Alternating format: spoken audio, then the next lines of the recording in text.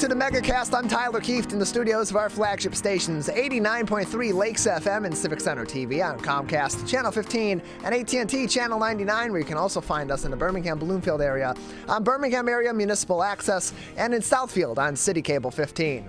Join us live on Channel 10 in Waterford every day on the Media Network of Waterford and live to tape on Channel 10 in Orion Township and Lake Orion on Orion Neighborhood Television, or as the cool kids call it, ONTV. You can also find us on the radio live in the Birmingham, Bloomfield, and Troy areas on the Biff Radio Network, 88.1 The Biff, a service of the Bloomfield Hills School District. Find us online on our Facebook pages at Civic Center TV 15 and at Lakes FM, on our website at civiccentertv.com, and on My Michigan TV or MyMy at mymytv.com beginning at 11 o'clock for the Michigan Megacast, where you'll also learn more about how you can download their free MyMyTV apps for your smartphone and your smart TVs. All that information is on our website, civiccentertv.com/megacast, where you can also find all of our programs on demand and each individual interview as well. Then let's head over to our coronavirus page, civiccentertv.com/coronavirus, where we have links to the most up-to-date information on COVID-19 from reliable expert resources at the Centers for Disease Control and Prevention, the Michigan Department of Health and Human Services, and the Oakland County Health Division, so that you can stay up to date on everything that you need to know about the spread of COVID-19, precautionary tactics such as masking and vaccination, as well as where you can get your booster shots also. Also on our coronavirus page at civiccentertv.com/coronavirus, we feature articles from many journalistic outlets throughout the state of Michigan in order to keep you updated on COVID-19 and other stories making headlines across the Great Lakes state. Our top story today from the Detroit Free Press: the Mackinac Bridge once again reopens after being closed due to hazardous ice. The journey is finally clear for drivers traveling between the peninsulas of Michigan. The Mackinac Bridge has reopened after falling ice forced its closure for several hours on Sunday, according to the Mackinac Bridge Authority. Plows on the bridge worked to shake the ice loose as large slabs were coming off the towers, some as long as 7 feet, according to the Mackinac Bridge Authority's posts on Twitter. Falling ice has plagued the bridge recently, causing intermittent closures during the past week. Quote, "Each winter, ice forms on the cables and towers of the Mackinac Bridge, usually from freezing rain," said Dan Weingarten, communications representative for the Michigan Department of Transportation, during a closure last week.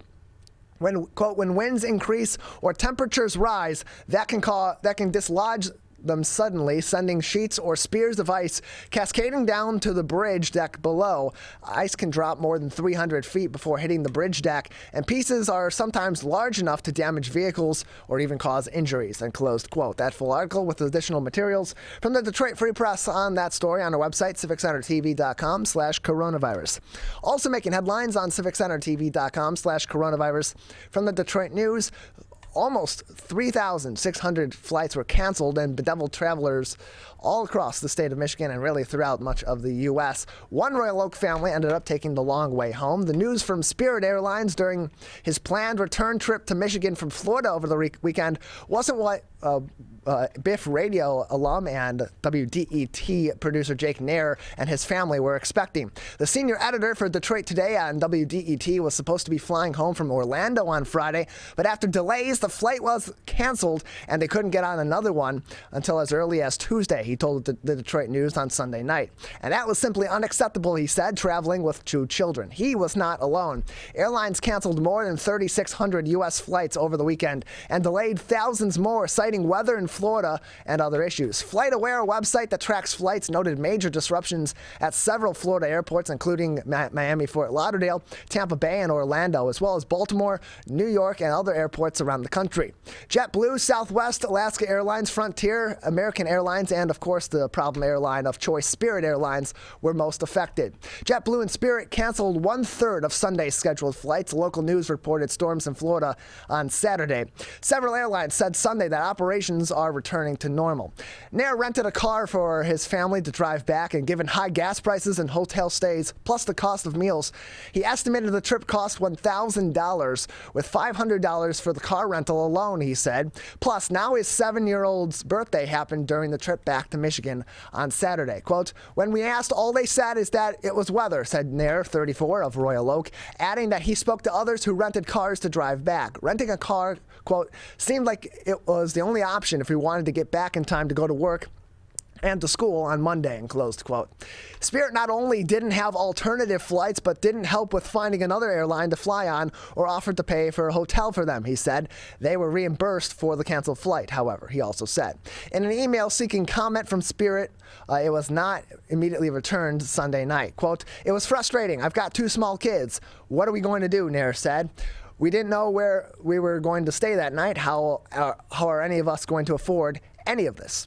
That full article from the Detroit News on our website, civiccentertv.com/coronavirus. Lastly, making headlines there today from Bridge, Michigan. New homes demand in Michigan is high, and so are builder costs and prices as well.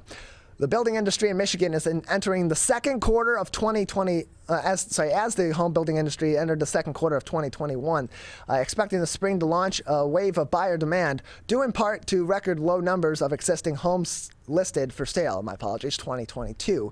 It's listed as 2021 in the article. However, builders and their suppliers, after already navigating a pandemic and shortages of everything from plywood boards to labor, also say the volatility in their industry has not ended. They're facing still more pricing pressures, hiring shortages, and market uncertainty, even as they brace for what they said should be a busy season. Quote, "The combination is just weird," said Darian Neubecker, vice president at Robertson Brothers Homes in Bloomfield Hills. He continued on, Neubecker said, quote, "There's no other way to say it," and closed quote. As a result, average costs are climbing along with prices ranging from 15 to 20%, Neubecker told Bridge, Michigan. That means a new home that recently sold for $200,000 is now about $240,000. Quote, "We've never been in a market like this," said Neubecker, continuing on. "It's a challenge to build a house and deliver it to a buyer," and closed quote. These increases are happening from all sides. Residential construction is still waiting for its full rebound in Michigan, where the pace of new home building is about 1/3 of its peak in 2004, when permits were issued for 44,450 single-family homes. The number plummeted to 6,344 in 2009 amid the Great Recession and has hovered between 15 and 16,000 new homes since 2016. The state's builders tout as good news that the pandemic didn't derail construction in 2020 and how a year later it reached a 4-year high, even amid product shortages. Yet even after weathering that uncertainty, Michigan's builders now look ahead and wonder, what's next? Many now are expecting to build more houses this year, but know that it will look different. For one, it will take months longer to reach the point where a buyer can move in. Larger companies like the publicly held MI Homes, which is based in Columbus, Ohio, and sells in 16 states, will lock in prices with suppliers so that when a contract with a customer is signed, it doesn't change. Sable, too, is able to pre-buy materials to lock in a price, Bitely said. One way builders have fought supply shortages is to work with suppliers on limiting selections to streamline manufacturing and shipping. Instead of 20 faucet options in a kitchen or bath package, a buyer may find 5. Adding predictability to a supply chain allows a builder to better plan construction capacity, some experts say, while controlling costs. Some say the price swings seem to be stabilizing, but prices of items that are used for building remain much higher than before the pandemic. Before any spring increase, lumber is up 178% from January of 2020, and engineered lumber, like what's used in plywood, is up more than 60% over that same time period. Quote, "It doesn't matter what you're buying, it's up, and it's up substantially," and closed quote. The National Association of Home Builders continues to urge the federal government to ease tariffs on wood products coming from Canada. It says lumber price fluctuations caused home prices to increase $18,600 since August of last year, in part because the U.S. increased tariffs to 17.99% in the fall, up from previously where it was at 8.99%, so well over double. Also impacting all areas of home costs, builders said, is the worker shortage among suppliers and building companies. It's been a years-long problem in the building trades in Michigan, but it's getting worse, said Michael Stoskov, CEO of the Home Builders Association of Southeastern Michigan, as early retirements and demand for skilled workers increases. Also impacting the prices is changing affordability. In some ways, quote, "This should be a golden age of buying for the next 10 years, said Neubecker of Robertson Brothers. Incomes are increasing, Neubecker said, and unemployment is low. Demographic trends show that demand for housing should increase, and the pricing of existing homes continues to climb as fewer listings create competition. competition. In Michigan, the average home price jumped 13% by the end of February when compared to years earlier, reaching $238,518. Estimates from the National Association of Realtors says the U.S. is short at least 5 million homes. Michigan's population grew just 2% from 2010 to 2020, the second slowest rate in the nation, but the number of new households doubled as more adults chose to live with fewer people. That household formation rate is projected to grow another 3.7% by 2030, according to the Urban Institute. As prices climb, many people are still willing to pay for building products, either for new construction or remodel, said Matt Gillis, manager of Bernard Building Center in Hale, located west of Oscoda in the Lakes region of Northeast Michigan. Quote, people with money don't shy away from the costs, Gillis said. I'm still seeing a lot of people buying. There are too many people still looking for houses, and close quote. Bernard Building Center is bidding on 13 new home projects, Gillis said. Buyers are waiting for contractors who he said are, quote, extremely busy, and close quote. Quote, I don't see new home sales slowing down anytime soon, he also said. Builders still worry since the Federal Reserve is trying to stem inflation. Interest rates are rising. The 30-year mortgage interest rates reached a national average of 4.89% on Thursday, up from 4.5% a week earlier. As interest rates climb, buyers who need mortgages face paying more every month. Neubecker said rates remain low compared to a decade ago, but builders also recognize a 1% point increase can make a difference to some buyers.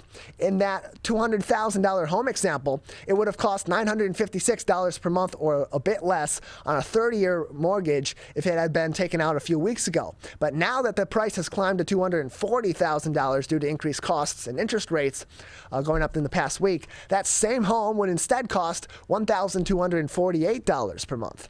The effect on demand is one thing, so is affordability in communities. Quote, at some point, we don't know what that is yet. The consumer can't afford to buy, even if they want to, an expert said, continuing on. When that happens, our business is going to start to slow down. That full article, even more extensive than what we presented to you today in our headline segment of the Megacast, posted on our website, civiccentertv.com/coronavirus. You click on that article from Bridge, Michigan. It'll take you to their website. You can read the article in full. You can read all their supporting materials. And same with them, the Detroit News, the Detroit Free Press, and other publications whose articles we post each and every day on our website before our live shows. Highly encourage you, if you have the means to do so, subscribe to these publications, donate to these publications, and support local journalism all across the Great Lakes state.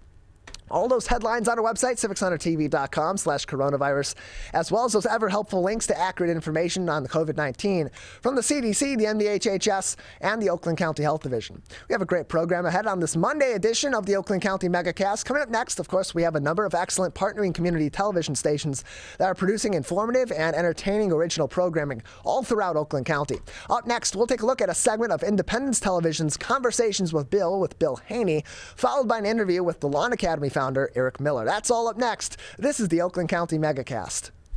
I couldn't breathe at all. There was lots of talk about putting me on a ventilator. I thought I was gonna die. I was 39 weeks pregnant and had a scheduled C-section. During that time, I got COVID and was hospitalized for a month. I had a blood clot in my lungs. It caused me to go into right-sided heart failure. I was really scared. I kept texting my husband and my mom, telling them how scared I was, and I was worried that he was gonna grow up without a mom. And then I was worried if, when I did get home, that he wouldn't know who I was. You know, being 27 and a mom and a wife and having that all almost taken away from me. It's scary, and if a vaccine can prevent that from happening, why not? Get your vaccine. I don't want this to happen to anybody else. Welcome. I'm Bill Haney. Let's have a conversation. Our guest today is Jack Lessenberry, who is making a return visit, actually. Jack was here a year or so ago on his book called Reason versus Racism.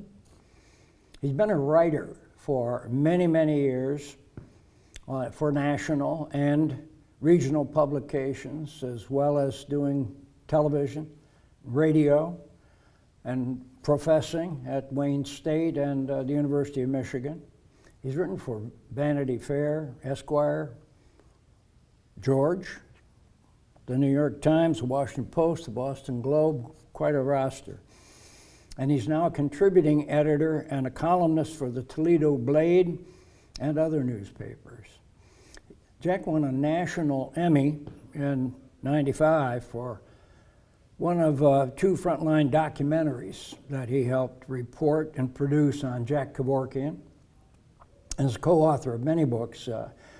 The People's Lawyer, The Life and Times of Frank Kelly, who was the longest serving, I think that's part of the subtitle of the book, the longest serving Attorney General in the country. That was published by Wayne State University Press in '15. And he did the Reason versus Racism book about 2 years ago, Jack? That's exactly right. Yeah. And he co-authored the book we'll talk about today, which is on the Judge Avern Cohen, who had a distinguished career here as a lawyer and then as a judge, a federal judge in the Eastern District of Michigan. Michigan's divided into 2 districts, an eastern and a western. Right, and he did Eastern.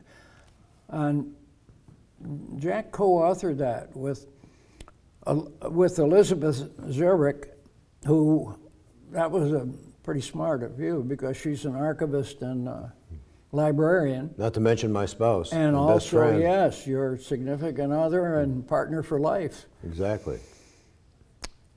Now, I know that since then, with that experience and a lot of experience you've had in books behind you, then you founded a new book publishing company, and you'll be doing books by other authors, the old classic books. Well, we're hoping so, Bill. I want to thank you for that introduction, and thank you especially for inviting me back for a return visit. Yeah. You know, you don't always get a second date, but when you do, you feel honored. But sure, and I guess I really do need to give you credit for suggesting this, and it really was helpful in this instance because I felt we could get a publisher for the Avern Cohen book, but Avern Cohen was 97, and I wanted to make sure that he had a chance to enjoy it, and in fact we did. The book came out beginning of November. He was able to have a huge party, and in February, unfortunately, he suddenly died. So if we'd gone to a conventional publisher, I don't think he would have lived to see the book. I agree, and full disclosure, I did not know Avern and his wife Lois well, but I knew them, and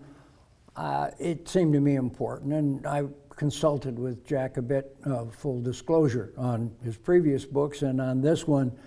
I think that was really more important to give his friends and colleagues an opportunity to spend some time with him. It turned out very nice, the Franklin Hills Country Club, and Avern seemed to enjoy it mightily. It was a great event, and he was fortunate in that he was totally lucid. His body wore out, Bill, but he died on February 4th. On February 1st, I was on the phone with him talking about his latest article that he'd written. Wow. Yes, he had quite a mind. I was fortunate. He invited me a year or two ago to have lunch with him at his offices in the Federal Building.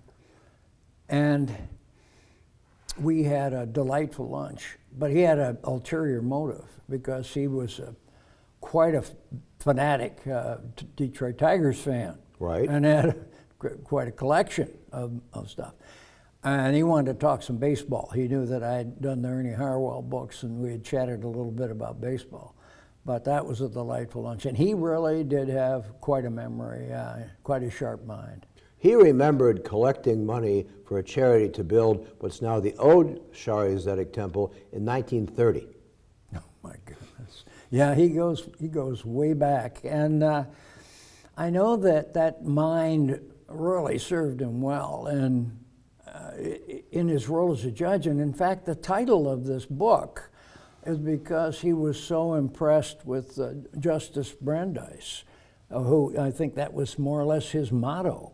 Well, actually, that's not quite true. He mentioned that to me, but when I was reading all of his decisions, that was the thing that stood out. That he was a often sort of cranky guy. He could yell at people, but his humanity, his compassion for people, and he said, well, that's something that Justice Louis Brandeis said during his confirmation hearings. His goal was to think about the other fella, not be able to have necessarily sympathy for him, but have empathy, to be able to put himself in their place. And so I thought that really defined his legal career, and that's why we picked the title. Well, he also tried to be as even-handed and fair as he could, even though you're right. I know he was capable of making caustic comments when he felt people were out of line. But he said he always tried to remind himself that the lawyers had as much right to be in that courtroom as he did. That's right. In fact, it was Elizabeth's idea. If the end papers of the book, he would write these little notes to himself that nobody could see and stick up behind the bench, like just what you said, the lawyers have a right to be here too, keep cool, don't get your temper up. As far as I know, he never paid much attention to those notes, but he did put them up there. He had his heart in the right place. That's right, he had his heart in the right place. Well, that's why this became such an interesting book, because it shows many dimensions of the man. And I think you're right, the end leaves, the printed papers at the beginning with these notes, give an insight into him, which is really good because some of the chapters of the book then are more rigorous in terms of how it's, and have to be. I recall, is it Kearns? Was he the inventor of the windshield? The windshield wiper case. Wiper. He handled some of the really most controversial and important cases. Yeah. He certainly did. I think we should say this is not a standard biography. You know, it starts with somebody being born and goes through their whole life. There is some of that, but it's also a collection. The heart of the book is an examination I did of his most important legal cases. But then he was quite a writer himself. He wrote a lot of articles, some on law, but mainland history. He was a Michigan history buff, and so I said we have to include some of your work, which we did. Yeah, it covers the spectrum quite well.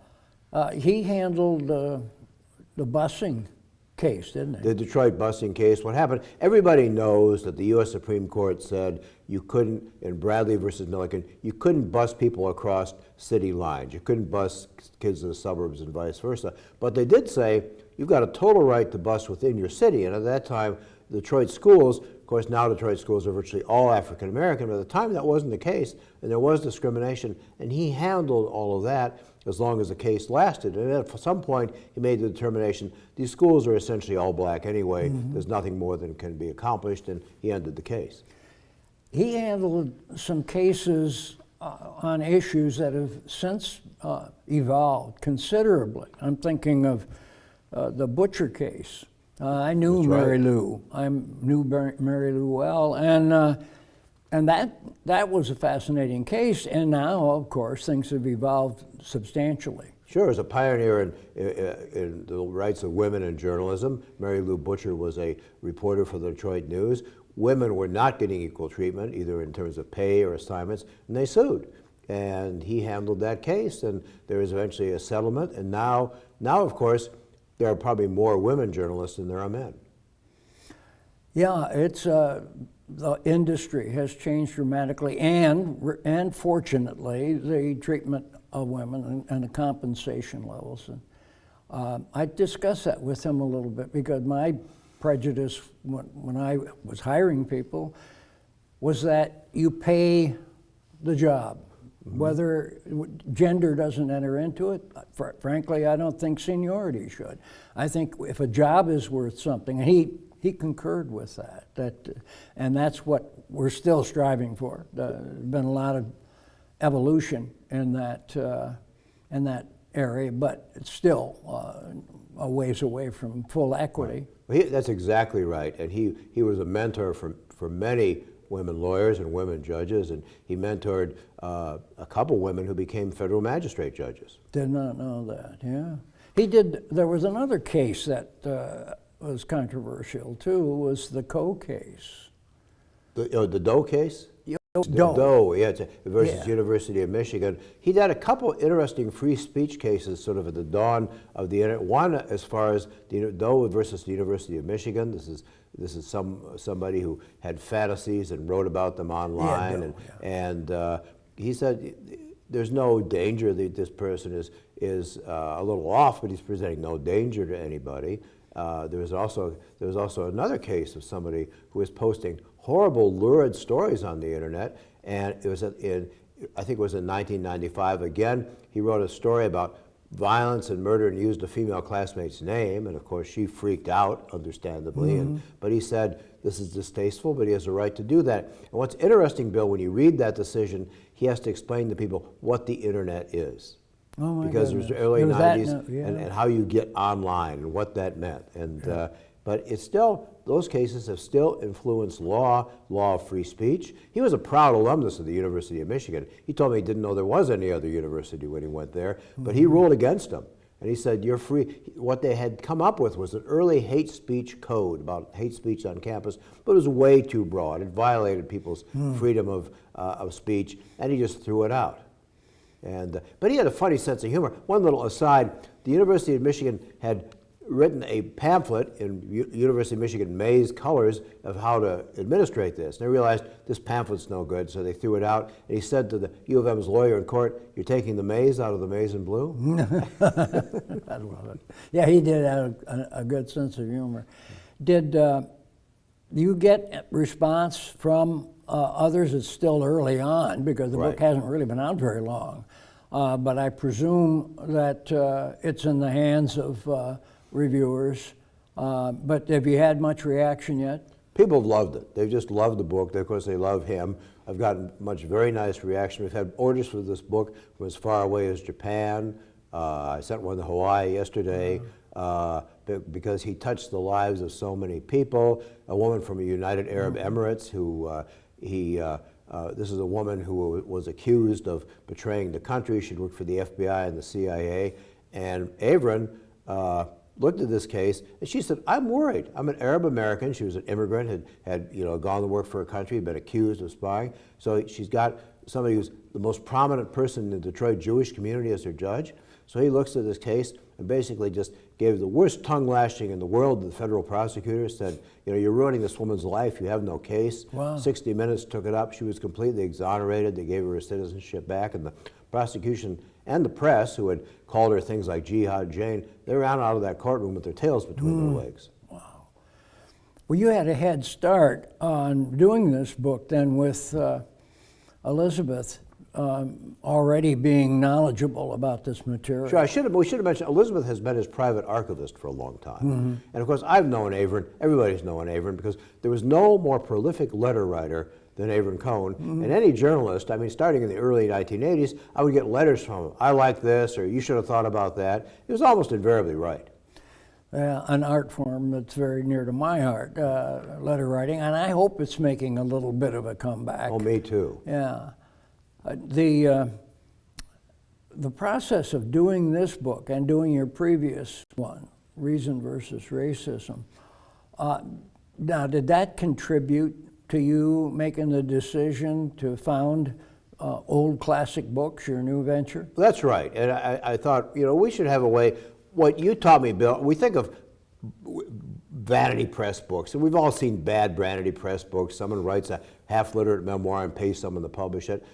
That's not what this is, because we formed the publishing company. We made sure the name wasn't, we legally registered the name, set it up as a business. It has, Elizabeth is a librarian, so she knew how to get an ISBN number so it could be sold in libraries. It has a barcode. I copyrighted it. Copywriting was a little bit of a challenge in this book because some of it is previously included material, and so I had to have a go around with the Copyright Office, but that eventually all got settled. And of course, the only person who didn't believe in the book was Avron, not because he didn't believe in us. He didn't believe he was important enough to read about. And he said, I don't want to do it, and if you do it, don't do any more than 100 copies. And I didn't listen to him. And we had 400 copies out the door before you could say, Well, it's a beautiful book, too. It's not just that it's gathered this material that would be lost for posterity for most readers. Well, as you know better than anyone, Bill, putting together a book is akin to building a building. It is so complex if you do it right. And thanks to you, we hired a lovely page designer, very talented young woman who was up near Interlaken. We had a publisher based in Chelsea, printing presses in Grand Rapids. So you assemble a team. And this book didn't have an index, but again, that's another thing. You've got so much proofreading, the process, the pictures, getting the pictures, and some of this presents a challenge in the time of COVID. It is. It's a major organizational effort. It's far more than just the manuscript itself. Right. And I think that's why you use the term and used it properly, I think. Vanity publishing, vanity press books are self-published books. People who think they can do the whole thing. Right. And my experience has been that there are so many decisions to make in doing a book, and if you do make the wrong choice on any one of them, you flaw the book, and maybe even ruin the book. Right. And what you're doing, and what I encourage other people to do if they're really serious about it, is to use people like you used, the young woman who was very talented, and her name is Annie Zemansky, who has her own business and had done children's books. Oh yeah, she's an illustrator too. Yeah, That's right. and so you were fortunate. You found someone who combines several of the key ingredients. So it was like one-stop shopping, because she could do these other things, and not many people can. And that's what one might call private publishing or small press publishing, which is a very important thing, because New York publishers, many of them are folks who have been in the business they've seen it all. Right. And in New York, and I know a lot of them, and some are very, very good, but some tend to be provincial on behalf of New York. They're provincial in a different way. Yeah. And also, your book manuscript is going to be looked at by some 28-year-old acquisitions editor who doesn't know about anything that happened before about the Obama administration. Yeah. And many books, there are many good books that will never get published because they can't run the gauntlet and get past that 28-year-old person who hasn't seen that much of life and reads a page or two and then sets it aside. And on the other hand, a lot of celebrity books get done, and you can then go buy them in the remainder bin a year later for a couple $. That's right. So what you're doing here with old classic books, I think is in the best tradition of book publishing. Well, that means a lot to me, because you've been godfather for more than 400 books. You've run a couple presses, founded your own very thriving press back in the day, and your opinion means more to me, I think, than anybody else's along this thing. And you're right, because Avery Cohn, there is no attorney in Michigan who did not know Avery Cohn, and no judge who didn't know him. But he's not important in New York and California. He's very important here. So you wouldn't want a press run of 100,000 copies. Yeah. No, but this book had to be done. I mean, it just would have been wrong. With the incredible career he had and the contributions that he made, what he stood for, that just deserved going out and cutting down a whole number of trees that you must have done to make this book. And both you and I'm sure you more than I, but I've turned down a manuscript. I mean, if somebody comes to you, they don't really want professional editing, they don't want to do it the right way, you cheerfully say thanks, but no thanks. But if we have a minute, I'd like you have wonderful rules that are embedded in my head for how you decide to do a book. Would you mind stating those? Yeah, and it's worked for me over the years, because you can have the right answer to 3 of these, but then stumble. But I only did books that hadn't been done before. If somebody else had done it, I didn't want to do a Me Too book. Right. I wanted to do a book that I could bring something to, and that didn't necessarily mean I was an expert. Right. You know, with the Ernie Harwell books, I knew a bit about baseball in Detroit, and Ernie knew that I did, and so that was a good partnership in doing Tune to Baseball and the rest of Ernie's books. So bring something to the party, and then could you then do it in a successful way? And that didn't mean necessarily the sale of a lot of copies and making money, because frankly, most books don't make money. It's a question of how much do they lose. The last statistic I saw was 3% of books make money. That sounds about right. Yeah, and they don't make serious money. Only a fraction of those really, Right. and that's what New York publishers do. And I'm not here to knock New York publishers. They do a lot of good stuff, but they're in business. And they will figure we've got to have one hit, one Right. big one. Right. You know, our friend Elmore Leonard, Sure. Dutch Leonard, published 45 books over the years. His first one was appropriately called The Big Bounce because it got bounced 84 times before it found a publisher. And then it failed. And he turned to Westerns, and he wrote some very good ones, and then to crime fiction. But it took him years before he found his voice, which is really important, you know. And he became one of the most successful mystery writers in the Absolutely. country. Can I tell you a fast story about Elmer Leonard and Avon Cohn? Please. Avon Cohn, they had to raise money for a charity.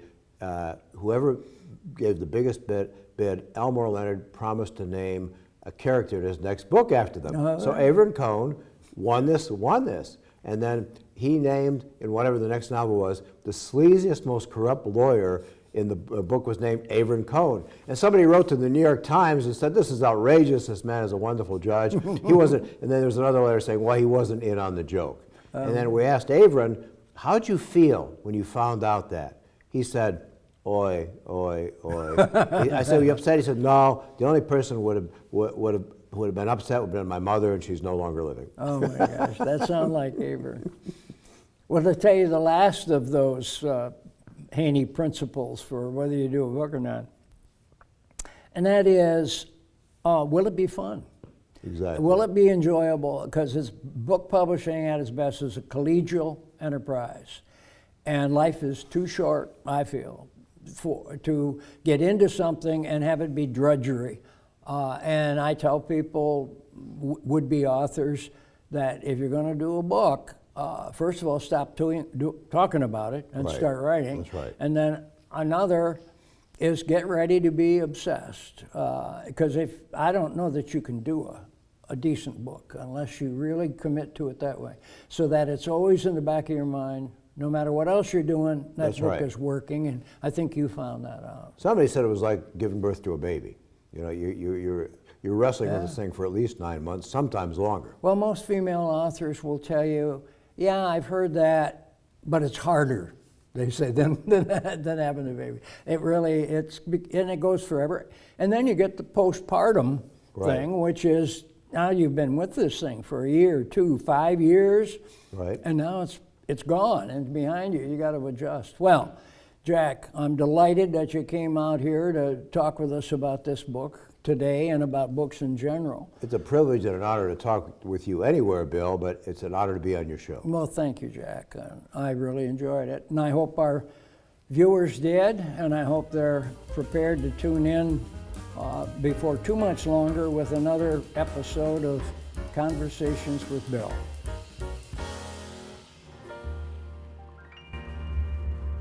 A message from the staff of Michigan's Crime Victim Compensation Program. Anyone can be a victim of crime and suffer lasting trauma, physically, emotionally, and financially. But you are not alone. If you're struggling financially due to a crime, We're here. for you. Find out if you qualify for crime victim compensation. Call 877-251-7373 or visit michigan.gov/crime-victim. A message from the Michigan Department of Health and Human Services, Division of Victim Services. If you are struggling to afford your internet bills during the pandemic, there's a temporary government program that may be able to help. It's called the Emergency Broadband Benefit, and it provides up to a $50 monthly discount on your broadband bill to qualifying households. Find more information about the program, including if you qualify and how to enroll, at fcc.gov/broadbandbenefit or call toll-free at 833-511-0311. A public service announcement from 89.3 Lakes FM.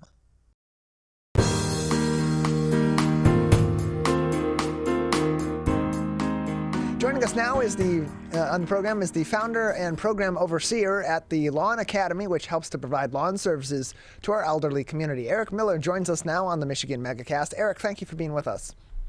Hello, Tyler. How are you doing today? Doing well. How are you, Eric? Pretty good. Great, good to hear. Tell us a bit about yourself and your background, and also the background of the Lawn Academy and how this program got started. Okay, Tyler. Yes. My name is Eric Miller. I'm a Memphian, born, raised in Memphis, Tennessee. I work for the automobile industry, and I had a great opportunity to relocate into 8 different cities. Detroit, Michigan is the 8th city, and it's lovely. It's wonderful. So that's me, a little bit about me. My background from an educational standpoint, my background is in mechanical engineering and in human resource management and human resource leadership. How this got started, we provide leadership training for youth through a college immersion process where the youth also provide free lawn care services for our seniors, veterans, and people with disabilities at no charge. Okay, and how this got started, my mother was a lifelong educator. She was a career educator. Her specialty, though, was educating youth with special needs. And she was great at it. So she dedicated pretty much her life to education. When she passed of cancer, it was something I looked at that and said, you know what? I want to do something in memory of her. I want to do something that would be representative of her legacy, and that is to provide an avenue to further develop youth. And by doing so, the character development piece of it was large. So not only the educational piece of it, but the character development. And that's where we incorporate lawn care services for seniors, veterans, and people with disabilities. Just how wide-ranging of a community of people is your organization serving, both on the education front for those that are getting these educational opportunities, but also in the lawn care services that you're providing to the elderly community, to the disabled community? Just how far-ranging of a group of people and how many communities is the Lawn Academy ultimately benefiting? Okay, if you look at a map of Detroit, we're in almost every neighborhood in the city of Detroit. So we, this summer, as an example, we're going to have over 100 youth between the ages of 11 to 19. We also work with our community education partner, our educational leader, which is Wayne County Community College District, where we put the youth in a college classroom as early as age 11. And the purpose of that is to expose them to higher levels of education and to show them what's the expectation, to think up, to always look up, think upward, think upwardly.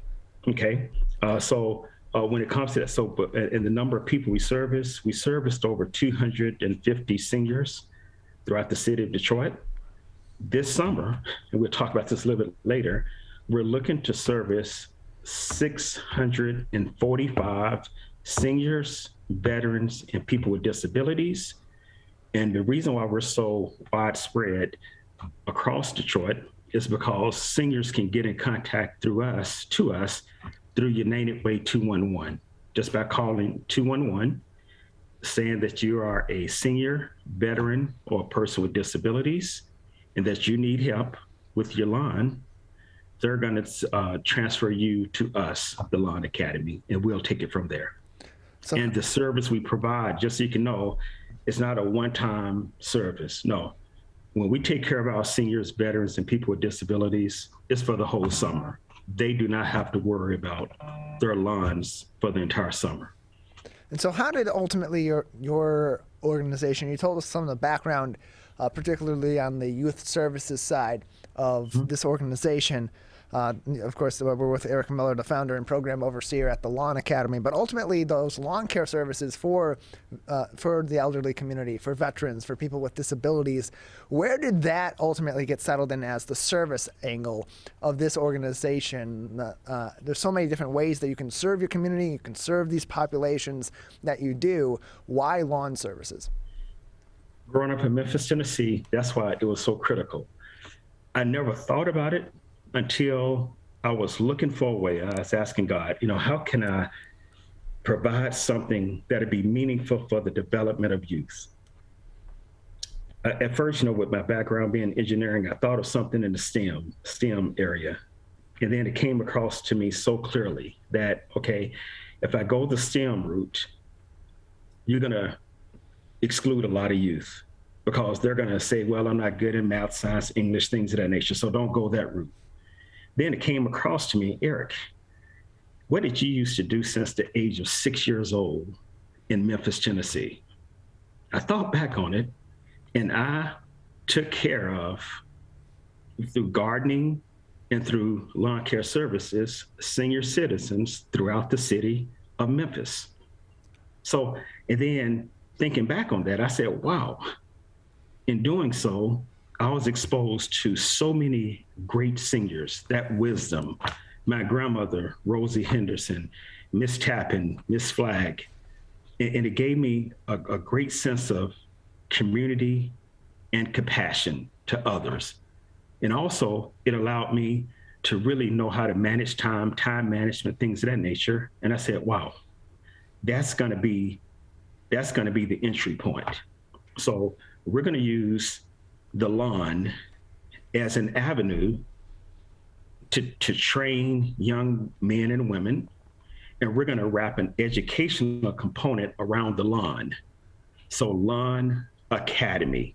So the lawn is only the entry point, and then in the way that we enveloped it with all of the academics and other attributes, it's pretty effective. Because one thing I do know, most people have the capacity to go out with a rake, with a shovel, with a lawnmower, with something, and be of service. So that was the way of including all youth, all youth. Beautifying communities, one lawn at a time. More information from the Lawn Academy on their website, lawnacademy.com. That's lawnacademy.com. We're joined by founder and program overseer Eric Miller with us on the Michigan Megacast. You mentioned earlier the summer college immersion program for youth and kind of how that gives them a look into higher education at a variety of different ages. Can you tell us how kids can get involved, if there are still opportunities for them to get involved in the Lawn Academy and specifically in that program, and also your 2022 free after school program? Okay, so a couple things. Yeah, so to get involved, first of all, we're almost at capacity, just so you can know. Okay. Yeah, we 3 weeks ago, we put out a net to say we needed 100 youth. We filled that in less than a week. Okay, we filled it in less than a week. So what I also wanted to do, I wanted to be inclusive, intentionally inclusive. So what I always want to make sure is that when we say the Lawn Academy is for everyone, the Lawn Academy is for everyone. So we specifically went out and recruited youth with disabilities. So we reached out to some organizations. We reached out on LinkedIn and other places, and we were able to get some great candidates that we also are bringing on this summer that's going to assist us in providing for others. Okay. So that's that piece. The piece that we do need, and I think you know this person, I know this person, we all know this person. First of all, we worked with last summer, we worked with the Hannon Center, the director there, Vincent Tilford. And he enlightened me on something that was quite interesting, and it's also troubling at the same time, that studies show that seniors live exponentially longer if they're able to stay within their own home. Okay, that's the first thing. The second thing is that seniors that do remain at home, a lot of them outlive those that they're familiar with. So loneliness is a true problem. It's a real problem.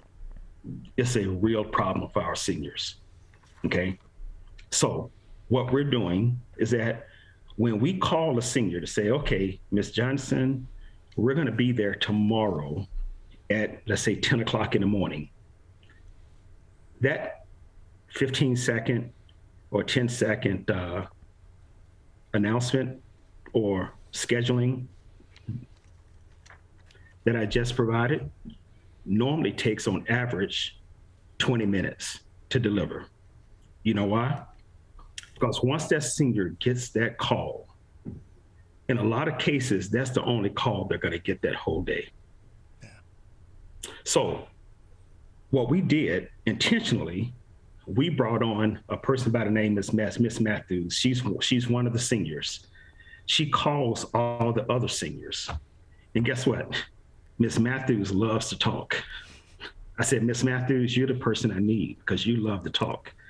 I need a person that loves to talk to people, that loves to make people feel special, so that 15-second telephone call needs to be 20 to 30 minutes. That's what I need. But we're going to be reaching out to almost 645 seniors this summer. I need working with us this summer, some seniors that love to talk, that can talk about something like this and make it a 30-minute conversation. That's what our seniors need out there. We want to attack this real thing that's called loneliness, and we want to let our seniors know that they're loved. More information, please continue. Go ahead. So they can go into lawnacademy.com and just shoot us to contact us there and say, hey, I'm a senior. I would love to make some of those telephone calls for you, Eric, and just sign me up. I'll do it. Eric, thank you so much for joining us. Thank you.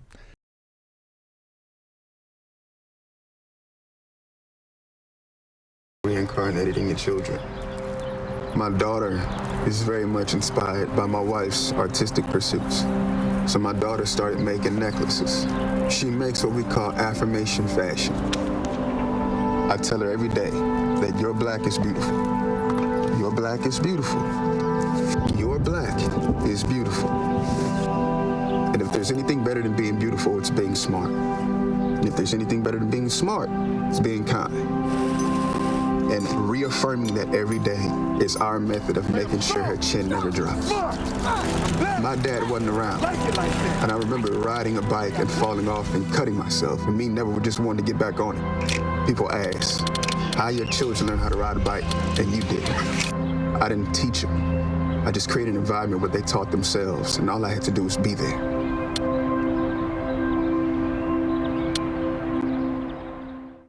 Whether you're the city, the county, or the Huron River Watershed Council. As partners, working together to protect our water resources, we agree. Pet waste is the source of harmful bacteria in the Huron River. When it's left on the ground, it can wash into the storm drains. These lead directly to our streams. No filters, no treatment. Here's one thing we know that can help keep our water clean. Pick up pet waste and trash it. Pick up pet waste and trash it.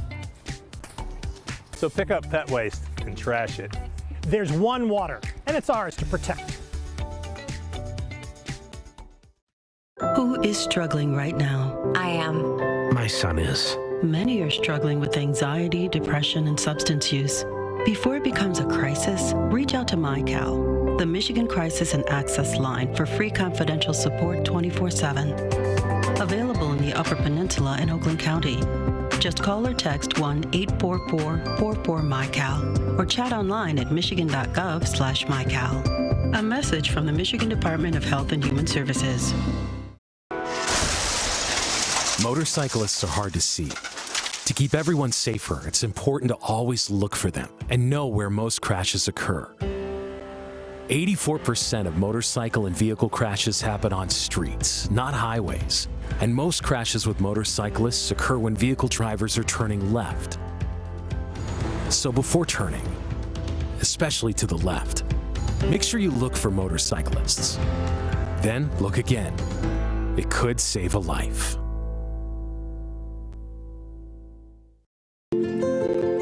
To Sophia and Gabriel, even though these old knees can't follow on your adventure to the forest today, these flowers represent my love. These stitches and threads join us together. And wherever you see a flower, a bird, a beautiful tree, know that my love is with you. Make the forest part of your story at a park near you. Find one at discovertheforest.org.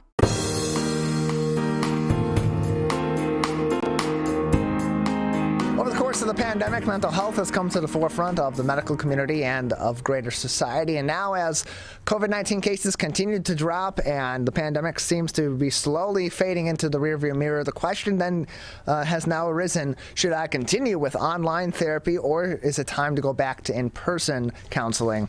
Joining us to answer that question and more is Dr. Brooke Weingarten from the Birmingham Maple Clinic. Dr. Weingarten, thank you for being with us again. Hi, thanks so much for having me. Appreciate having you on. So during the pandemic, online therapy became the norm for safety reasons. It's become the norm, or it's become more of an option across the board medically and in other businesses as well. As cases continue to drop and things are getting more and more back to some sense of normal, have you noticed that online therapy sessions have also reduced? Have they stayed the same? I think that there are a certain subset of patients who have requested to come back to in-person, whether they are young children who don't have much of an attention span because of ADHD, or if they really are needing more one-on-one redirective. But I'm seeing a majority of patients are really enjoying continuing with online therapy. There have been so many benefits, including just saving time for travel, having to pull children and people out of school and people out of work. And it's been so convenient to have that accessibility to your therapist. Who have you found in your experience and from discussions with other professionals in your industry, who have you found to be those that online therapy seems to be more effective for versus in-person counseling? I have experienced, as well as many of my colleagues, that the majority of patients have done really well with online therapy. There have been multiple studies that, even prior to the pandemic, that have been exploring this, as telehealth was something that was starting to come into fruition as a way for accessibility for patients in rural areas that didn't have access to care, and really have been finding that the benefit using online therapy and the benefit using in-person therapy is very similar. And I think that's been something that's really important to remember. So most patients really have found benefit in online. So I don't even know that it's a specific. I would say the majority of patients have really enjoyed continuing online. So for those that are seeking therapy or have been actively in therapy, maybe online, maybe in person over the last several months, or a combination of both, what considerations should they be keeping in mind as they make a decision whether to continue on with their counseling online versus in person, or some sort of an in-between workaround? Yeah, I mean, I think the thing to remember is, the fact that we have online availability is allowing so many more people to have access to care. So someone who may have not been able to get to therapy because their work schedule or their school schedule, or they're just too busy, or their children, can take an hour out of their day, step into another room, and have access to that therapy. So people with busy schedules really are benefiting from having that online option. People who are not comfortable with travel, people who, people who have a good connection with their therapist. And that can be from the very first appointment even. It really doesn't change that connection whether you're in person or online. So are there any certain conditions where a therapist may believe that it is best for a patient to have an in-person consultation versus online? I mean, there certainly would be. There are some conditions such as, eating disorders where you really need to see a person in person, whether they need to be, monitored as far as their weight, or you need to, see the entirety of their nonverbal communication. There are some patients, again, I think that the kiddos that I see with ADHD have a really hard time sometimes with online therapy because their attention span is just not there. Some of the more defiant kids that struggle. I think kids, for the most part, have done better in person just because they feel more of that connection. They feel like they're away from siblings that could possibly be listening to them. They think that they can get a little more engagement that way. That being said, I have lots of kids that I see who have done really well online, but that would be a subset as well for people that are needing to be in person. We're joined by Dr. Brooke Weingarten from the Birmingham Maple Clinic, joining us on the Michigan Megacast. More information on their website, birminghammaple.com. That's birminghammaple.com for more information and for consultation. Dr. Weingarten, have you found that there are certain personality types that respond better to online therapy or telehealth versus in person? And how can those differences in personality types ultimately lead to more effective care if it is online or if it is in person versus the other? I have found, especially at the beginning of the pandemic, those of my patients that are either a little more timid, that have more social anxiety, that may be a little more nervous about talking about certain things, maybe with some trauma history, maybe that are just a little more resistant and hesitant to the idea of talking about things, have done really well with online treatment, because something about having that the computer screen in between you is like a separation a little bit, and I think that people feel a little more comfortable then that you're not sitting directly in front of somebody. They get a little less nervous about being able to verbalize certain things that are on their mind, which is wonderful because it's a little easier for them to open up. We're joined by Dr. Brooke Weingarten from the Birmingham Maple Clinic with us on the Michigan Megacast. More information on their website, birminghammaple.com. That's birminghammaple.com for more information and for information as well on consultation. And so we've seen during the pandemic that particularly anxiety and depression have been very common ailments that have either come more to the forefront of people's medical existence or their needs in terms of therapy.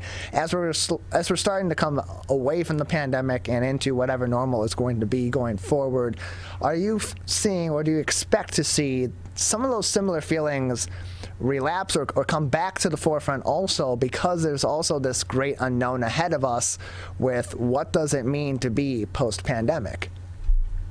Absolutely. So I am most definitely seeing I don't even know if it was a dip and then a surge, a continued surge of anxiety and depression. I think we've gone through many transitions throughout the last several years, going from, normal life to lockdown, and then to all virtual, and then to in person with masks. And, all the different changes have created so many transitions for us. And this is yet another transition with an unknown, and the pandemic is still, it's not completely gone.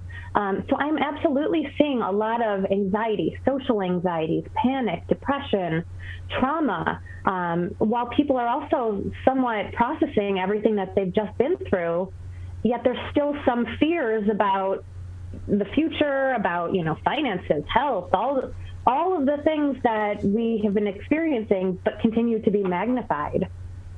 We're joined by Dr. Brooke Weingarten from the Birmingham Maple Clinic with us on the Michigan Megacast. For those that may be having these feelings pop up, maybe they felt these feelings before and kind of ignored them, or they haven't been so severe, or so severe or so visible to them, visceral to them, that they have just sort of passed them by in the past. But now it's at a point where they're feeling this is something that's not normal for me. I'm not feeling quite right. Where should that process start in terms of seeking therapy, looking for the right therapist, determining whether to go online or in person? Where should that process really start for each individual? So that's a great question, and I get that question a lot from patients and friends in the community. Oftentimes, I think going to your primary care physician is a really nice home base to start, because they will often have therapists and psychiatrists and other mental health professionals who they would recommend to start with. They can really guide you of who they like to work with, who they feel comfortable with. If you are already working with a therapist, you may feel that you need to speak with a psychiatrist, or vice versa.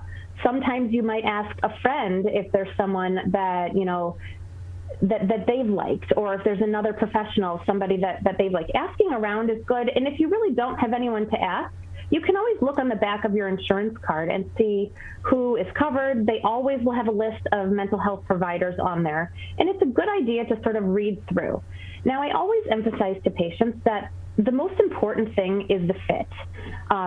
If it's a good fit, you're going to find success in therapy, whether it's online or in person or any which way. If you don't feel like it's the right fit, it's okay to continue to explore and find somebody else, because they might be the most wonderful therapist or physician in the world, but if it's not the right fit for you, then it's not going to be as successful. So it's okay to meet a few people. It's okay to try it out and feel that you need a change. So it's going to be different for each person. It's going to be different for each professional on the other side, whether it is a psychologist, a psychiatrist, a therapist, whomever the patient may be visiting. So for you and for other colleagues of yours in the industry, that first visit with someone, can you give us a walkthrough of what sort of is that first visit like? I know it's obviously going to be different from one person to another based on what they need to talk through or what conditions they may be afflicted with. But generally speaking, what is that first visit like? So whether you're seeing a therapist, whether it's social worker, psychologist, whether you're going to see a psychiatrist, a lot of people are very nervous because they're not quite sure what's going to happen in the first visit. And I would like to reassure you to say that, the first visit is really just somewhat to get to know you. What's bringing you to see me? Tell me a little bit about what you've been experiencing. Let's talk about your sleep habits and your appetite and some of the day-to-day things that you're experiencing. What are some things that you wish were better? And then you get into a little bit of, family history, medical history, history of treatment.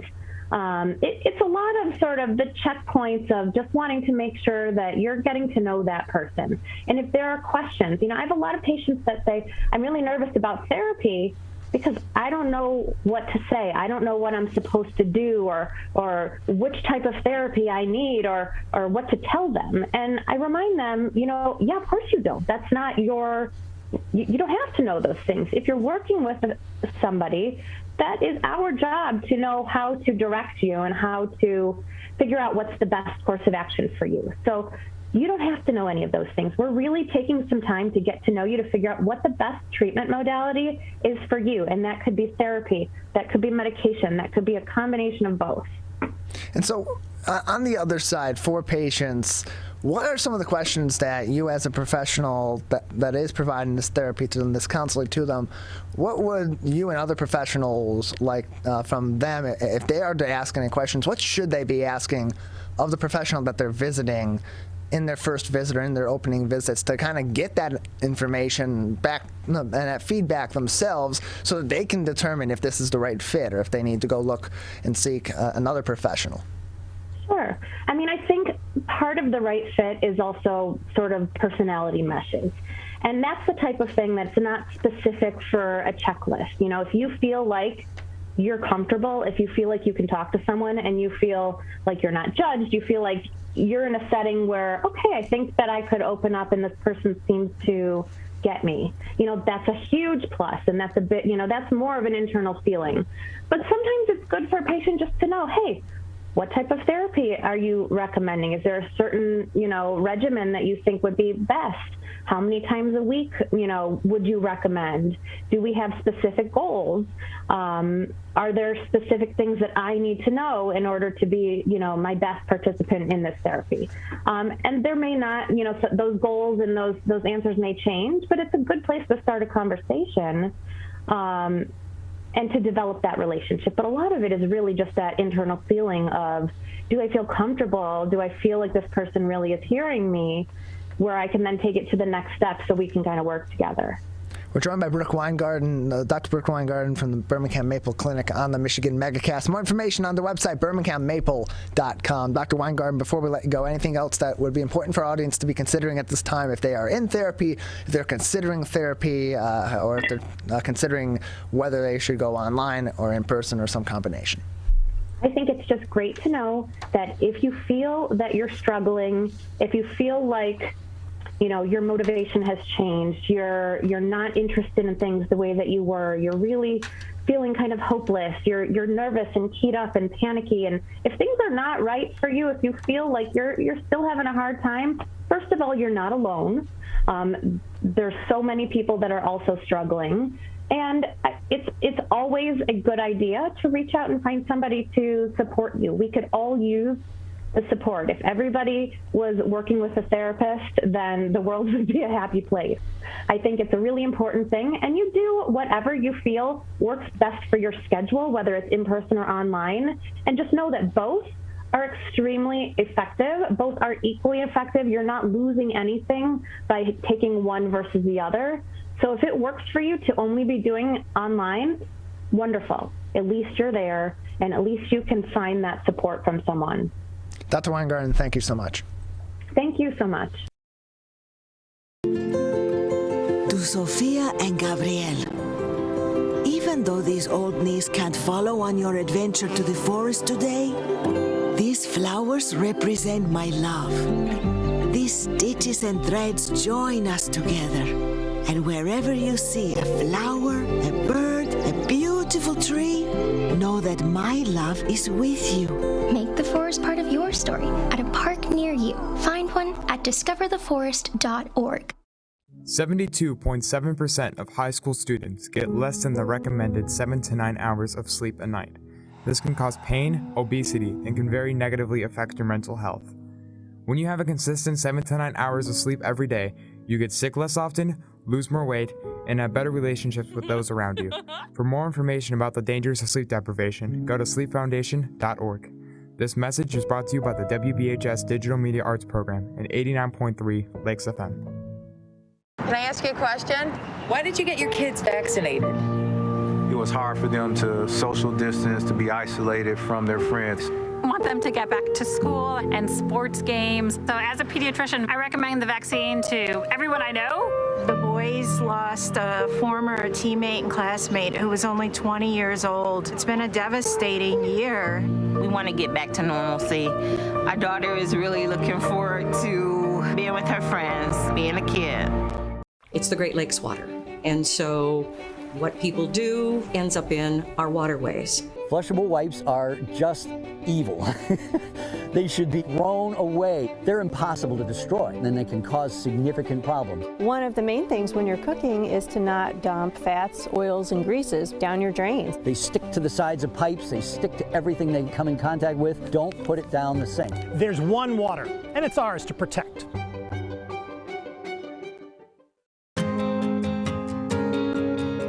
When times get dark, we can't see the help that's all around us. When you don't know where to turn, let 211 be your guiding light.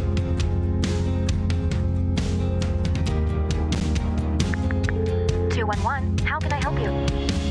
Our guides are ready to connect you with the help you need.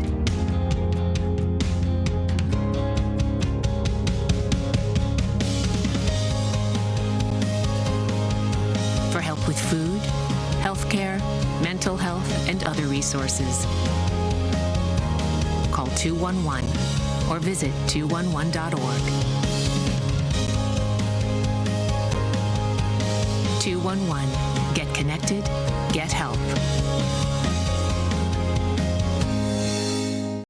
We may come from different organizations, but we work together to protect the Huron River for everyone. Neighborhood storm drains carry water directly to local creeks and streams. No filters, no treatment. Storm drains also help reduce street flooding when it rains. So clearing storm drains and the areas nearby of trash and leaves helps keep them for rain only.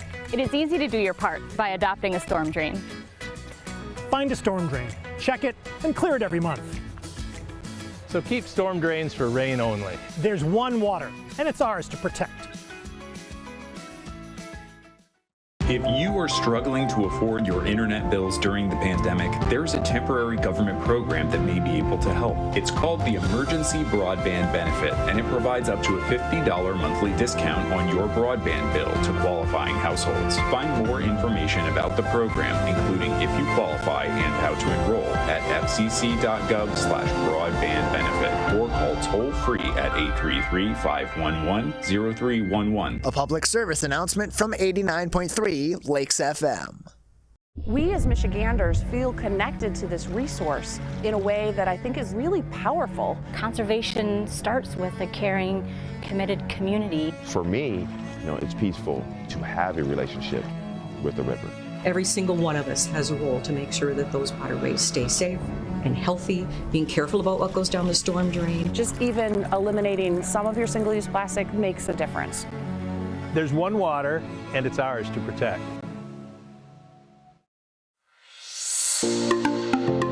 Did you know that nearly 3.31 million Americans don't get their annual checkup? Going to the doctor regularly is extremely important and is a crucial factor in maintaining good health. Make sure you are visiting your local doctor often and telling them about any health concerns you have. For more information, contact your local healthcare provider. This message is brought to you by WBHS Digital Media Arts Program at 89.3 Lakes FM.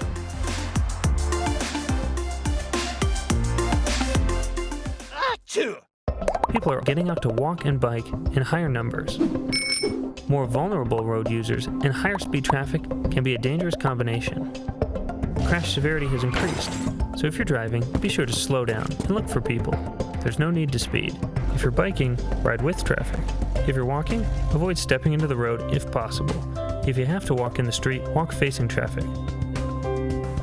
Learn more at walkbikedrivesafe.org. When times get dark, we can't see the help that's all around us. When you don't know where to turn, let 211 be your guiding light.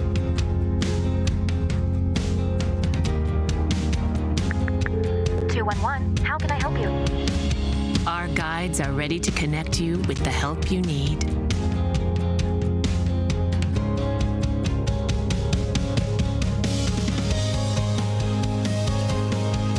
For help with food, healthcare, mental health, and other resources. Call 211 or visit 211.org. 211. Get connected, get help.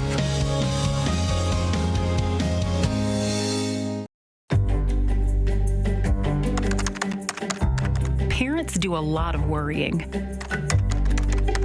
Get your kids caught up on childhood vaccines to protect them from these 14 preventable diseases, and you'll have 14 fewer things to worry about. Vaccines are safe and effective and save lives. So let's get caught up on vaccines and worry about something else. Get the facts at ivaccinate.org.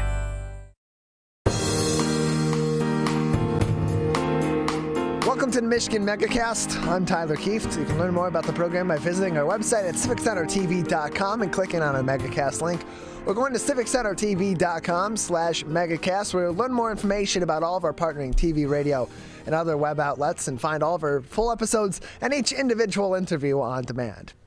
Joining us now is Najib Haddad, the president of and CEO of EndoCorp in Southfield, with us on the Michigan Megacast. Najib, thank you for being with us.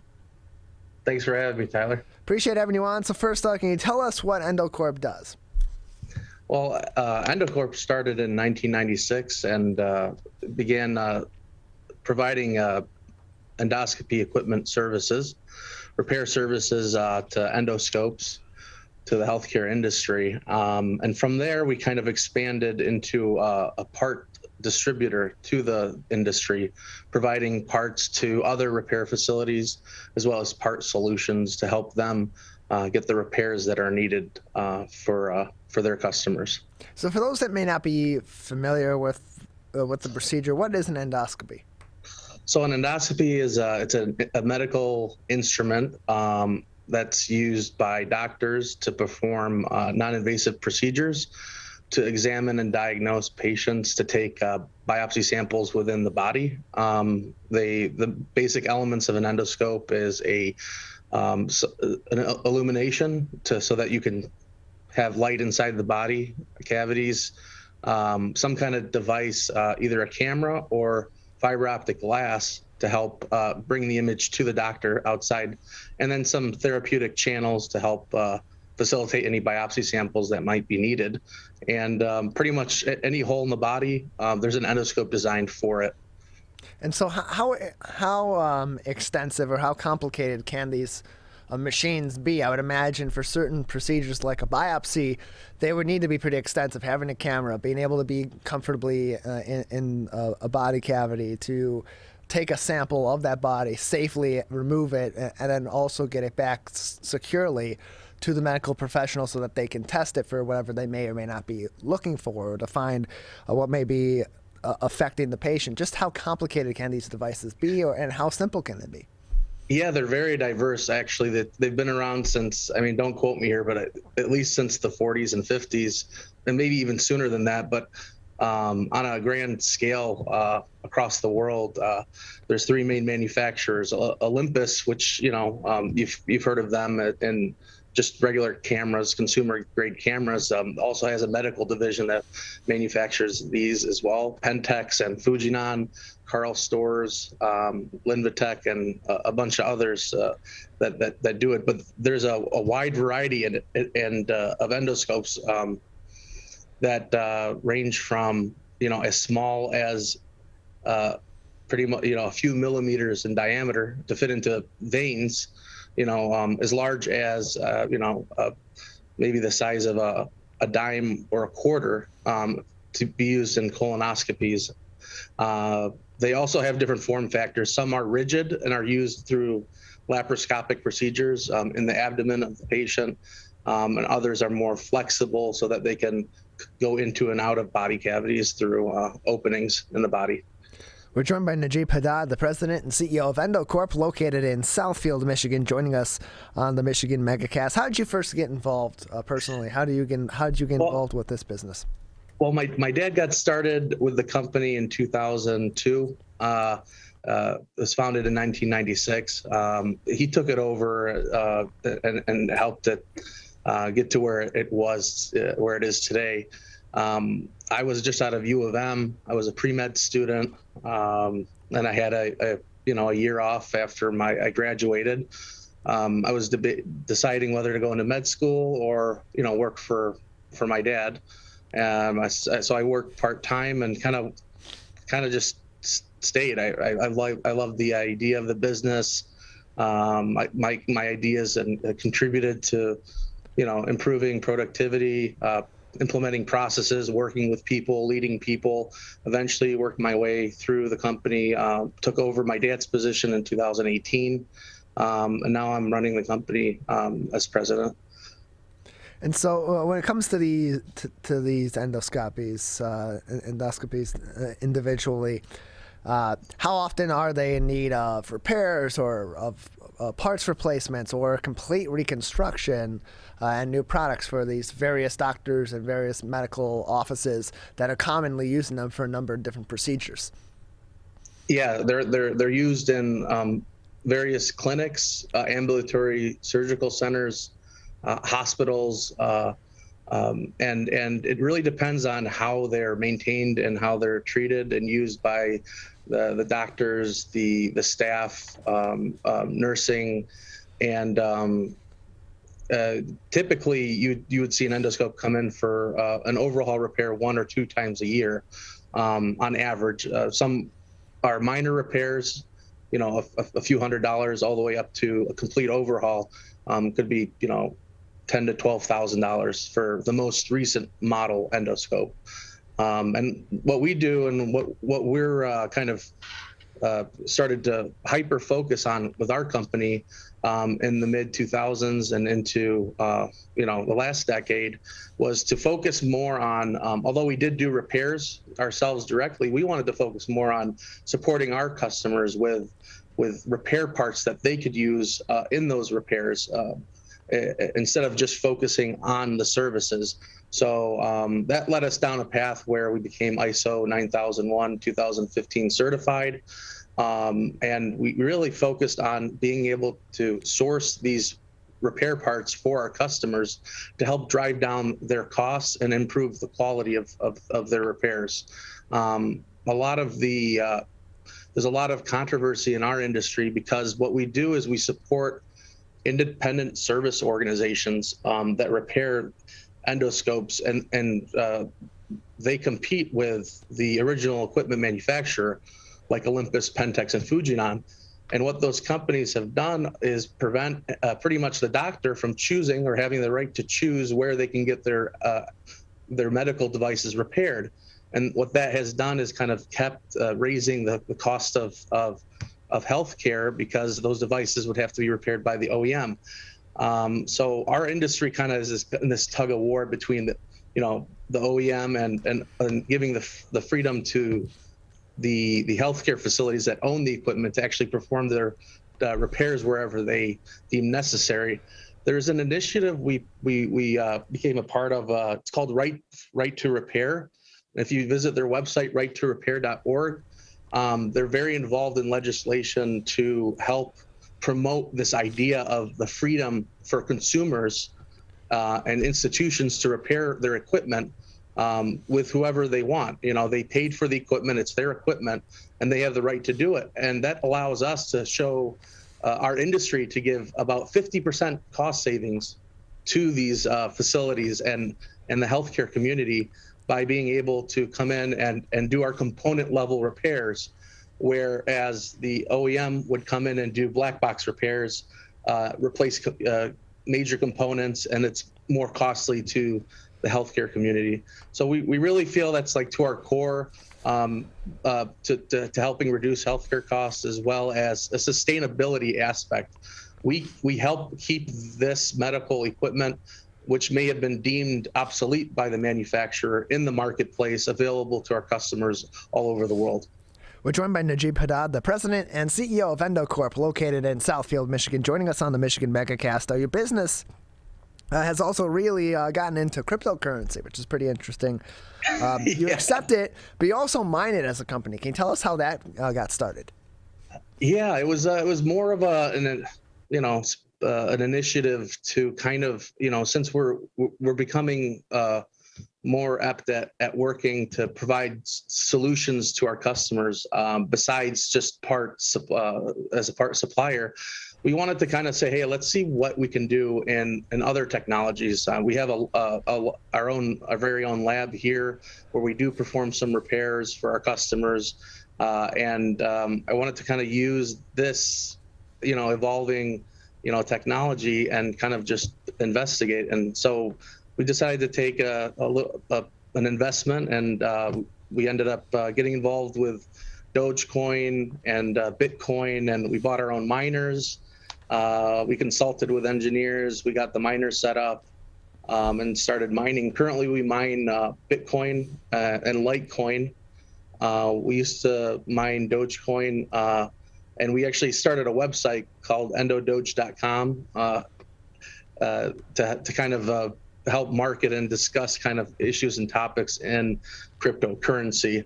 On top of the technology aspect and kind of getting our team to learn more about it and kind of stay on the front line of technological developments.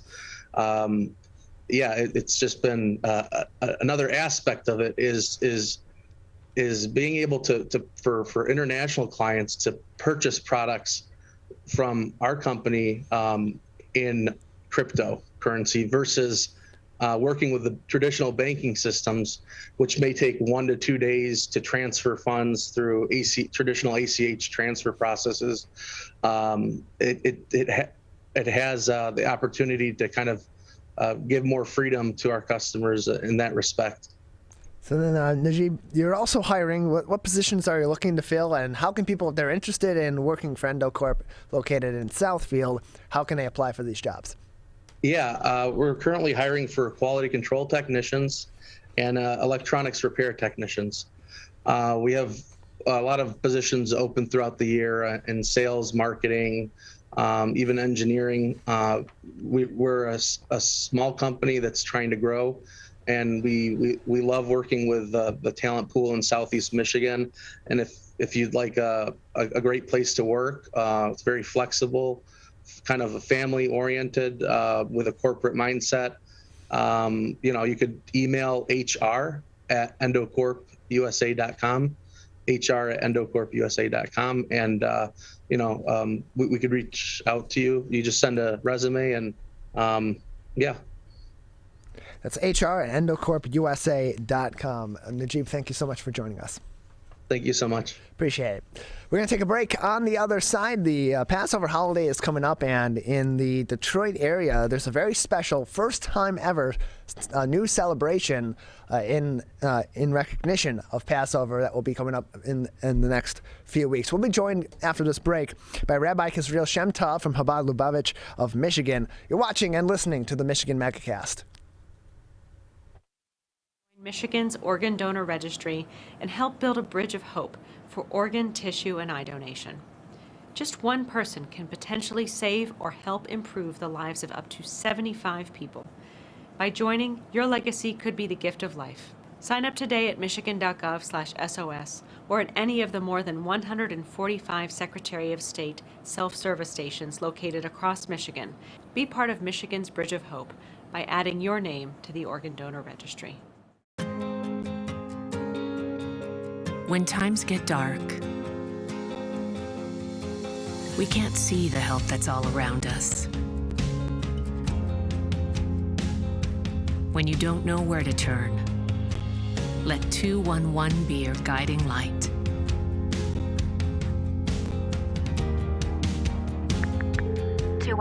How can I help you? Our guides are ready to connect you with the help you need.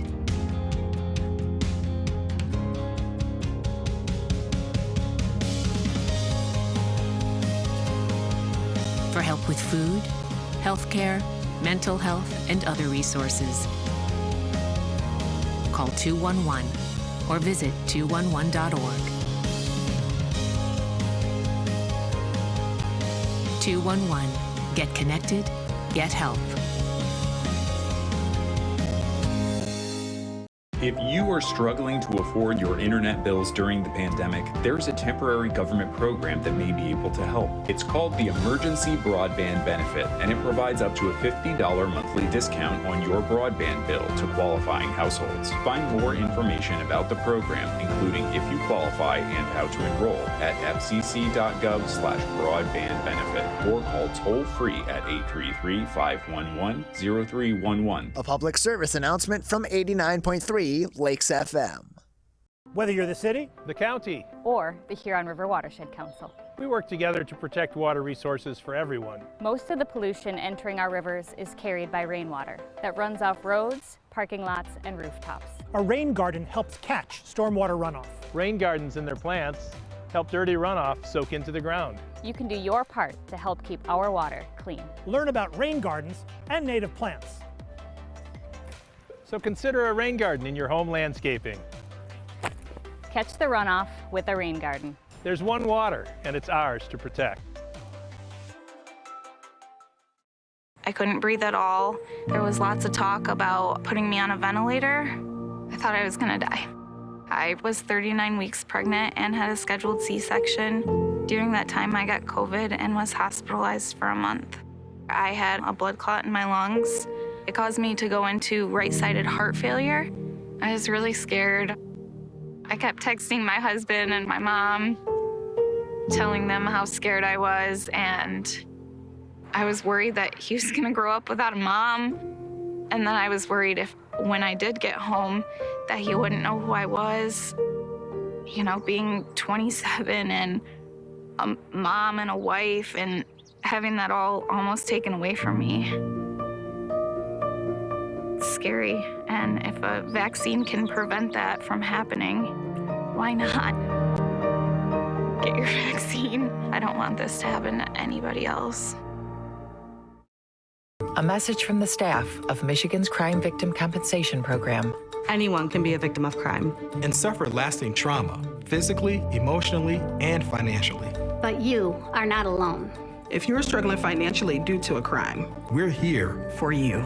Find out if you qualify for crime victim compensation. Call 877-251-7373 or visit michigan.gov/crime-victim. A message from the Michigan Department of Health and Human Services, Division of Victim Services. If you are struggling to afford your internet bills during the pandemic, there's a temporary government program that may be able to help. It's called the Emergency Broadband Benefit, and it provides up to a $50 monthly discount on your broadband bill to qualifying households. Find more information about the program, including if you qualify and how to enroll, at fcc.gov/broadbandbenefit or call toll-free at 833-511-0311. A public service announcement from 89.3 Lakes FM.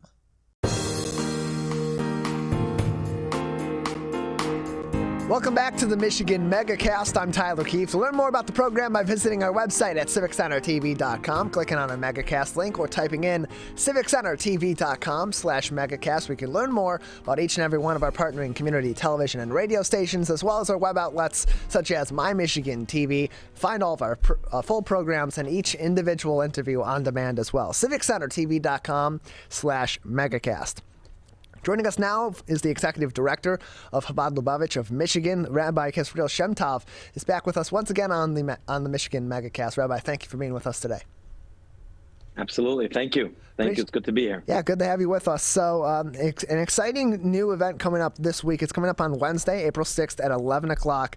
It'll begin in Oak Park, and it's a parade that will begin in Oak Park and travel all the way to Detroit in celebration of the Passover holiday. Can you tell us about this event and just what makes this so special, given that it is a parade that's going to span much of lower Michigan, Oakland County, and Wayne County? Yes, it's very exciting. This is the first time we've ever done something like this, where we have 12 mobile homes. We call them Mitzvah tanks. We can explain that soon. Mm-hmm. And they're going to go as a parade from Oak Park to downtown Detroit, to Campus Martius. And from there, it's going to head out all throughout the Oakland County area, Metro Detroit area, and visit various communities and accomplish its mission. And so let's clear that familiarity up for people, that unfamiliarity up for people. What exactly is a mitzvah tank? Okay, so technically it's a mobile home, like an RV, that is dressed up as a place to be able to set yourself in a public sphere where anybody walking down the street or going about their business can come in, learn about our tradition, learn about a mitzvah, learn about upcoming Passover, learn about what it means to be a Jew, or for the general community, what Judaism has to offer in terms of their teachings, and to come into this mitzvah mobile and to be able to celebrate together and learn about that. We call it mitzvah on the spot for people on the go. So whereas, not many people have the chance to go into the synagogue or to go see the rabbi, this is when we go out to the community. It was in the early 70s when our Rebbe, the Lubavitcher Rebbe of blessed memory, came out with this initiative, looking at the United States of America, seeing so many people that could be uncomfortable to go and connect with a rabbi, to connect with a synagogue. They're going about their daily life. And the Rebbe says, let's go out to them. Let's embrace each and every one. And just like you have, we're hearing all about tanks, right? We're hearing about Ukraine, and it's all so difficult and awful what a tank stands for. But what is a tank? A tank is a vehicle that's able to go through boundaries, limitations, trenches. Nothing stops a tank. A tank has to make it through and get to its destination. This is a mitzvah tank. This is a tank that goes through all boundaries, all limitations, but to bring the beauty, the light, the warmth of Judaism to each member of the community. So there'll be 12 tanks, 12 mitzvah tanks that will be participating in the parade. Why 12 of them? Why 12 of those mitzvah tanks in this parade heading from Oak Park to Detroit? Are they going to be then spreading out throughout these cities on their way down to Detroit to spread the word about Passover and answer questions of people in the community, or are these just 12 tanks in succession going from Oak Park to the city of Detroit in a traditional parade sense?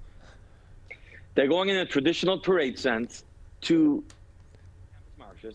From there, they're going to all go to their destinations, each one spending a day amongst the community in different parts of the community. And yes, the number 12 is actually chosen for a reason. This is being done in honor of the Rebbe. The Rebbe is the one that launched this initiative of the mitzvah tanks, which was really teaching us that we have to all go out of our sphere, go out of our comfort of our own home, and be there to help a fellow, and be there to bring the spirit and light of our traditions to the streets, to everyone out there. And the Rebbe started this in the early 70s. And every year when it comes to the Rebbe's birthday, it's recognized all throughout the United States of America as Education Day, USA. It's a proclamation by the president, the vice president, and by governors all throughout the 50 states. So this year, April 12th, will be the 120th birthday of the Rebbe. And we're celebrating the Rebbe, we're celebrating his life, we're celebrating his teachings, his wisdom, his inspiration. So the number 12 is representing the 120. So this is an opportunity for us to learn from the Rebbe's teachings how we each can become ambassadors to the community and be ready to embrace every human being and sharing the spirit and light of Judaism with them. And part of that spirit being shared to the community and getting those messages out and getting that information out is also participating in spreading this word and these messages to those that may not be able to participate out in the public or out in the community in these celebrations, in these informational pieces, by also sending some of these tanks to those that are either homebound or those who are elderly and may not be able to be mobile. Can you talk about that effort and why it was something that was important in planning for this special event? Yes, we have different types of uses for a mitzvah tank. Sometimes you'll go to a shopping center, a public place, or a street corner in Manhattan, and people are walking by and they want to take a moment to meditate, to think about who they are, what they're about, and do a mitzvah. In other cases, like we're doing right here in West Bloomfield, there's going to be at one of our homes in our community, the whole neighborhood knows that at 4 o'clock in the afternoon, there's going to be celebrating with the mitzvah tank for Passover, and people are going to come and spend some time in festivity and doing an actual mitzvah on that mobile. At the same time, we're also going to senior citizen homes and other places that we know that there are individuals that are homebound that can't get out to a synagogue or to a public event. Even going out to shopping is too much for them. And we're going to be out there. There's going to be a loudspeaker with music, so they're going to be able to open their windows. They're going to be able to see it. Some of them will be able to come out to the mitzvah mobile and celebrate. So when you want to bring light to people, to individuals, it's important to be able to reach out to anyone that doesn't have the opportunity to connect with others. And Passover is coming up, and Passover is a time when very much a time of community, of family, of gathering together to celebrate the miracles that took place. And we want to give them a taste of that and to remind them that Passover is for them, and we can all celebrate in this Passover together or in whatever way it's possible for them. And what's great about this event, too, about the Mitzvah Tank Parade also, is that it's not just a community event here in southeastern Michigan or for Michigan. It's also an international effort. It's really interesting. Can you talk about the rabbinical students that are studying at the International Chabad Yeshiva in Oak Park? They're also going to be participating in this parade, and that includes international students from 20 different countries, everywhere from Brazil to South Korea and everywhere in between. Can you talk about their participation and how special it is to have international participation here in Michigan, especially in southeastern Michigan, where it really is such a great melting pot of different cultures coinciding in all these communities? Absolutely. If you're looking for energy, you're looking to get out there in the street, is what brings it about. And usually these mitzvah tanks are managed and run and manned by the youth. In our case here in Detroit, we're fortunate we have a yeshiva, Chabad Yeshiva, which is a college for Chabad leadership. And these students who, like you said, are coming from all parts of the world, not only are they participating in it, but they're the ones, it's their initiative. They're the ones that came up with the idea, they made the planning, they raised the funds, and they are now working with all the Chabad centers to be able to bring this to the community. So it's really very exciting. You might be driving down the street on a Friday afternoon, and you might see some of these yeshiva boys, some of them very young, who go and visit stores, offices every Friday to meet Jews who want that opportunity to learn something, just like on the go. This is a case where now they're taking it outside of the office, outside of the store, into places where they could just be walking on the street. And these same youngsters are arranging this. And like you said, these students are coming from all parts of the world to Detroit to study. Many of their parents are emissaries of the Lubavitcher Rebbe in their countries. And they've been raised in a spirit of giving, of leadership, of being there for the Jewish community and the community at large. And they're coming here to Detroit to learn about that and to sort of train for that effort. So like you said, there are students here from 20 countries, 5 continents, and they're going to be on these mitzvah mobiles, these mitzvah tanks, and spending the day bringing that spirit to the Detroit Jewish community. We're joined by Rabbi Kasriel Shemtov, the Executive Director of Chabad Lubavitch of Michigan, joining us on the Michigan Megacast to talk about the spirit of giving being an important factor in this event and in Chabad's celebration of Passover during this upcoming season. Can you also talk about, in the spirit of giving, the Chabad Lubavitch is participating in a Ukraine relief fund as well, and talk about how that has been incorporated into the giving nature of this celebration? Many of my colleagues, some of them my own relatives, are rabbis and rebbitzins, their wives, who are in Ukraine. They've set up centers. There's 193 Chabad rabbis and their families in Ukraine. And of course, when this whole upheaval came, they had to fend for their lives, but also fend for the lives of their communities. And we literally stand in awe on their courageous stand of, being totally dedicated to the people they serve. Finally, when some of their family, they were able to get their wives and children out of the country, they came back there because they wanted to be there for them and with them. Some of them, they're helping them leave the country. Those that have to stay, they're giving them the spirit of an optimism of life and of Judaism. So right now, there's a vast effort being made of helping those refugees, both in Ukraine and outside of Ukraine. For example, I have some colleagues who are in Moldavia, in Hungary, even as far as Germany, who are right now hosting hundreds and hundreds of refugees and taking care of them, all within the spirit of Chabad and the spirit of the Rebbe. We're celebrating the Rebbe's birthday, and this is where you see the Rebbe's impact, that he is able to inspire students today, young people, who are ready to dedicate themselves to the community in this fashion. And we can only learn from these these people, these courageous people in Ukraine who are truly standing up for themselves and for the community. So there is a fund. I don't have the link with me right now, but there is a fund where they're raising money to help them serve their communities, bring food to their communities. And that's very inspiring for all of us. You know, I would like to also share with you what this means for us coming to Passover, because, you know, of course, the entire Jewish community is getting ready to celebrate Passover. And the Detroit Jewish community, each and every one of us is sitting down with our families, going to have a Seder. It's on the 15th and on the 16th.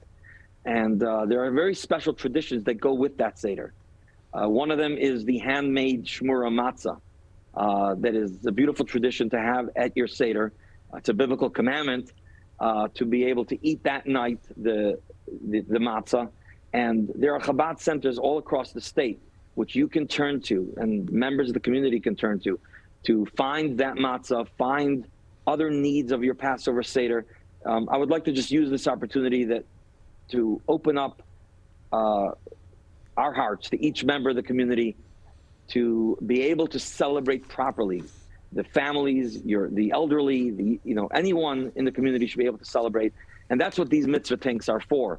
When you see one of these mitzvah tanks, hop on, and if there's something you need for your Passover Seder, ask them about it. Connect with one of your Chabad centers, and this will bring a tradition of joy and happiness for all of us.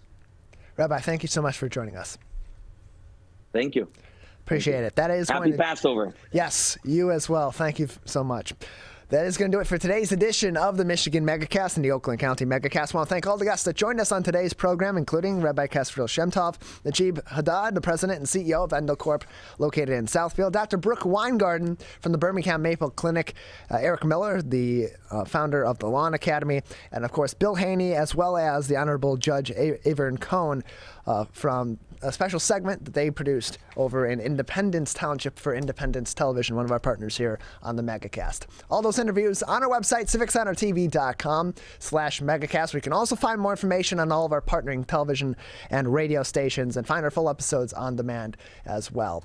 Big thank you to our crew who make this show possible every single day. Our technical director, Calvin Brown, with me in the studio today. As always, for our full 2-hour program. Jared Clark, our Zoom producer, out at the office of My Michigan TV, helping the guests on the show each and every day and helping them navigate any technical issues that they may have. Larry Nyland, the king of television, our producer, booking all the guests, getting them ready, helping us get ready for each and every program. And Maddie Mushkin out at Master Control. That's going to do it for today's program on My Michigan TV. Steve Leto Live is next, followed by Larry and Maddie Live. We'll return tomorrow morning at 10 a.m.